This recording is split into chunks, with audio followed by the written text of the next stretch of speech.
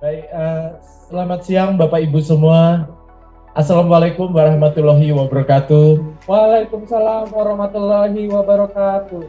Shalom, Om Swastiastu, Namo Buddhaya, salam kebajikan. Teman-teman, Bapak Ibu sekalian yang kami hormati, untuk bisa mendorong ekspor tidak mudah. Bahkan jangan salah, kalau terlalu memaksakan bisa jadi apa istilahnya. Kalau orang Jerman bilang kobol-kobol. Jadi maksudnya antara expense yang kita keluarkan dengan return atau revenue yang kita peroleh tidak imbang. Jadi harus hati-hati. Kami membawa beberapa startup go global. Ada startup kuliner. Dulu ada beberapa yang kopi segala macam. Tapi sayang mereka ya mungkin tidak survive, Pak. Kemudian ada juga yang fashion, kriya, ya. Kemudian ada digital, Pak. Startup digital kami bawa. Dan itu juga tidak hanya untuk pasar Indonesia, tapi go global. Nah, Bapak Ibu sekalian, yang perlu dicermati adalah saat ini dunianya lagi berubah, gitu ya. Kita tidak harus memiliki semua perwakilan ataupun punya subsidiaries company di luar negeri. Tapi kita bisa mulai meniti penjualan, your marketing, strategik dari dalam negeri tapi untuk pasar global. Starting regional dulu lah, ASEAN sebagai contoh. Monggo kalau yang bidangnya small medium enterprise, mohon maaf saya bagi Pak, antara saya nggak mencampurkan UMKM dengan startup karena dua hal yang berbeda. UMKM mereka fokus untuk membangun produk-produk ekonomi kreatifnya, ya. Silahkan tadi ada kriya, ya, craft gitu ya, kuliner, kemudian ada fashion, ada mungkin membuat produk-produk kreatif lainnya, silahkan. Tapi kita harus mempersiapkan pasar itu tidak hanya lokal, tapi siap untuk go global. Kami, pertanyaannya seringkali bertanya, loh saya bisa menjualnya gimana untuk global? Gitu ya Pak ya. Kami ada beberapa startup yang memfokuskan untuk membantu Bapak Ibu untuk mengakses pasar global. Begitu. Nah, ini perlu kolaborasi karena mereka juga mencari ayo siapa yang mau memasarkan produknya go global, sekaligus Bapak Ibu sekalian juga memiliki partnership dengan mereka gitu. Nah, kami mengharapkan Bapak Ibu sekalian coba untuk melihat nah ini startupnya ada startup lokal, saya nggak menyebut yang punya produk asing lah, banyak lah yang produk asing, yang dari mainland, dari China, ataupun dari Korea, ataupun dari negara tetangga, kawasan ASEAN ada macam-macam.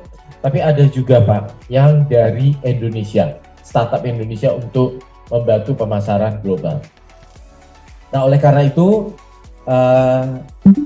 monggo mereka punya ada ada platformnya gitu ya, dan ada metodologi, mekanisme untuk bisa ke global.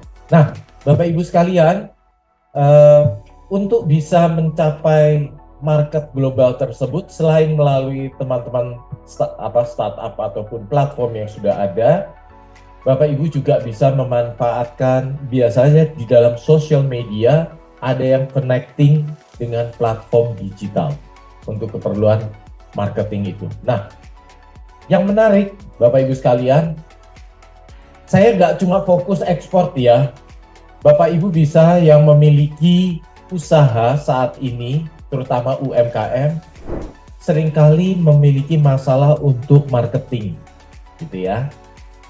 Kok masalah? Iya, karena untuk membuat produknya aja udah setengah mati, jumlah karyawan terbatas, kita harus membuat produk yang boleh dikatakan sesuai dengan pasar, kemauan pasar.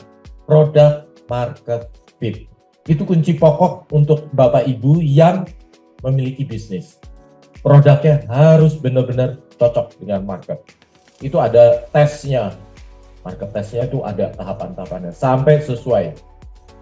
Dari situ baru Anda juga harus membangun branding Anda dan lain sebagainya. Yang menarik untuk marketing, nah ini sharing sedikit Pak, ini ada startup rekan kami, alumni. Kebetulan saya membina startup melalui program namanya 1000 Startup Digital dari Kominfo. Silahkan teman-teman yang mau gabung, silahkan. Itu adalah tapi baru S1 atau istilahnya stage 1. Nurturing the startup. Tapi startup itu nggak selesai cuma di stage 1, ada stage 2-nya. Apa? Itu program kami yang namanya Startup Studio. Nanti bisa dibuka startupstudio.id. Itu program level 2. Kelasnya nggak terlalu banyak Bapak, dan selektif. Yang apply, wah mungkin ribuan, tapi kelas kami setahun mungkin hanya 50%. Karena ini benar-benar man to man untuk startup, tapi khusus. Kita punya mentor, kemudian kita punya programnya, itu sekitar 5 bulan programnya. Mereka di coaching, one-on-one mentoring program. Jadi kenapa? Karena mentor kami ini kebanyakan adalah para C-level dari startup yang pernah unicorn atau soon to be unicorn. Mereka ingin membagi experience selama mereka membangun startup. Karena kebanyakan dari mereka Pak, mereka punya pengalaman tapi tidak dituliskan. Nah, kami membantu untuk menyebarluaskan knowledge yang mereka miliki melalui program kami. Nah, itu adalah stage 2 untuk product market fit, bisnis proses yang sesuai dengan saat ini dan lain sebagainya.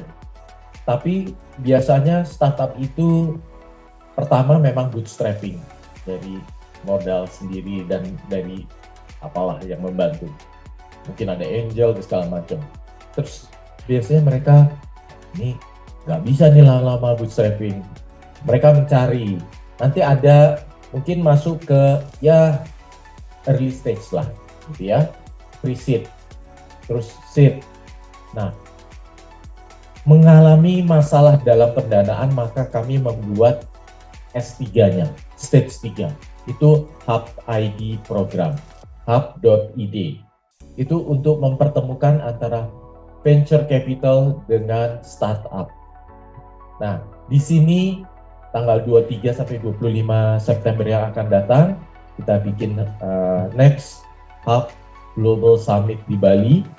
Itu 180 startup, tapi memang yang sudah early stage dengan sekitar 120 venture capital, jadi hampir seribuan meeting bisnis. Monggo hadir Bapak. Itu para venture, karena gini, itu ada 2 level investasi yang masuk kepada startup. Kalau yang pre-series di handle HPID kami, itu di bawah $1 juta. Tapi yang series, E-series ke atas ya, B, C, D itu Lexicon, Pak Rudiantara, Chief RA. Nah itu yang sekitar $5 juta, 10, 20, 30. Nah, karena startup itu membutuhkan investasi. Mudah-mudahan goals kami sederhana, tapi sangat sulit menciptakan semakin banyak startup unicorn di Indonesia. Nah, saat ini mungkin kita punya berapa startup unicorn, mungkin sekitar 13 dan 2 dekakorn, mungkin kurang lebih begitu. Tapi harus kita ciptakan lebih banyak lagi. Oleh karena itu semenjak rekan-rekan ini kuliah, goal saya kalau di kampus selalu mengatakan, saya kebetulan di kampus juga, goalsnya bukan lulus. Lulus kuliah tuh default, semua orang juga lulus. Kemudian dari kampus biasanya ditanya, lulus kamu kerja di mana? No, that is old fashion. Anda lulus, sekarang eranya adalah Anda lulus dan memiliki startup ataupun SME industry. Kenapa? Anda bukan lagi mencari kerja, tapi Anda membuka peluang kerja.